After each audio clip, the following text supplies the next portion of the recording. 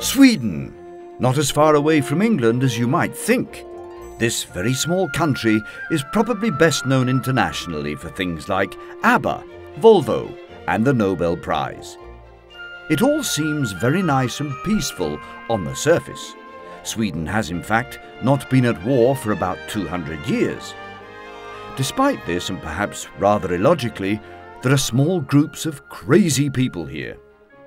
One of them is known locally as the Swedish Jaguar Club. With almost 2,500 members, this is one of the largest car clubs in Sweden. Many of the cars in the Jaguar Club are vintage rarities from the 1950s and 60s. Normally, they're not driven very much during the hard and cold Swedish winters. But there are some people in the Jag Club that drive newer cars and insist on driving them all year round, despite bad roads and heavy snow. Through storms, thunder, and even worse, these old car warriors fight the bitter cold and hard climate. Not surprisingly, the Jag does its job very well indeed. So well it almost becomes boring after a while, in a Volvo 240 boring way. They start every time, go for miles and miles without problems.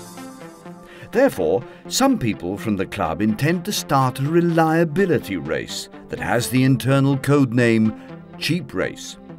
In this race, which is not really a race at all since everyone will drive slowly and drink lots of tea, the participants will buy a cheap Jaguar in Great Britain and drive from England to Sweden in it. There is a maximum limit governing the purchase price, £1,500. The cars must also be road legal with MOT and road tax to be able to enter the race. And also, every competitor has to sign an agreement saying Joseph Lucas was a very good chap and did not invent bad things like the dark, but only good things like reliable electrical components. Yeah, right. The start will take place on classic ground in Coventry, just outside the Jaguar manufacturing plant, on Monday the 26th of July. From there, the adventure begins, and the cars will thunder along the autostradas and motorways of Europe with grace, pace, and space. The important mission, called Don't Mention the War, will take place in the German town Nuremberg.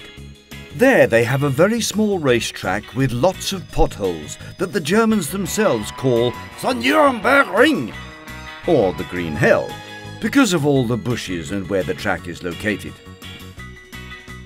At the racetrack, the Swedes will make an attempt to overtake more expensive German cars in their British quality-engineered race cars.